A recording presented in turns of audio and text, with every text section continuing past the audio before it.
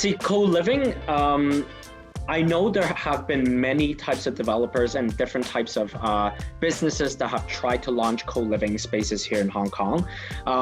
Some of them have been successful, but most of them have not. And I believe one of the main reasons is because the concept of co-living is still very foreign to a city like Hong Kong. And also the fact that, yes, land cost is extremely expensive, and therefore the per square footage of whatever living space you're living at will be extremely expensive either ways. So I believe the cost differential between a regular, let's say, subdivided apartment really wouldn't be that different from a co-living type of environment. So, I mean, do I see co-living like skyrocketing out into a trend very quickly?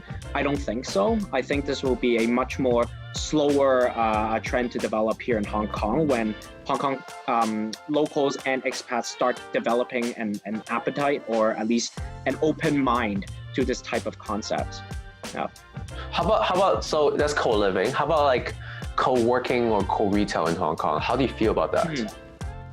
I think co-working definitely has a lot of potential here in Hong Kong. However, co-working spaces are usually, you attract two types of tenants. One is for startups. So for smaller startups who need office space immediately, but do not have the, let's say, upfront capex to actually fit out a brand new office and to commit to a lease term, let's say for 3 years for a traditional office.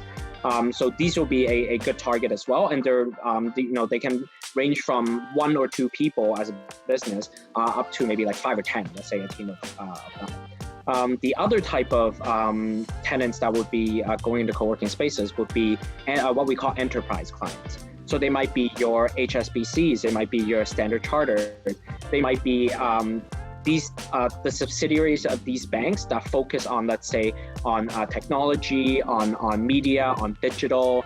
And these are the type of teams that would actually take up a lot of space within a co-working operator, which is what WeWork has done in the past here in Hong Kong. It's unfortunate that WeWork, the expansion was so quick that I believe in the past year, a lot of its expansion had to be halted and had to be held back in the last few months. But I do believe that the demand is still there. We just do not have the same growth in terms of startups as some of the mainland cities like Shenzhen, for example. In terms of the explosive growth of the number of startups, Hong Kong is still lagging behind. And so this is one of the major sources of demand for co-working spaces. So I think, this is, unfortunately, Hong Kong might not be the most bullish market in terms of for co-working spaces. How about co-retail, really quick? Just because it's something that I felt a lot of people, we know people who does that kind of space before, and then I just want to know like co-retail, because it seems like no one really tapped into that market, or hasn't been anything boom going on. Right. So co-retail, unfortunately, it started picking up actually about 2 or 3 years ago when pop-ups became a relatively new concept that people were open to.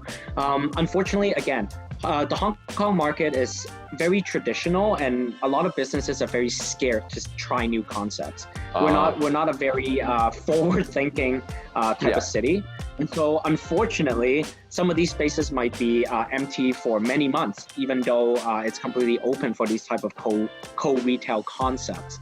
But again, over the last couple of years, there hasn't really been a very strong open mind or appetite for this type of space.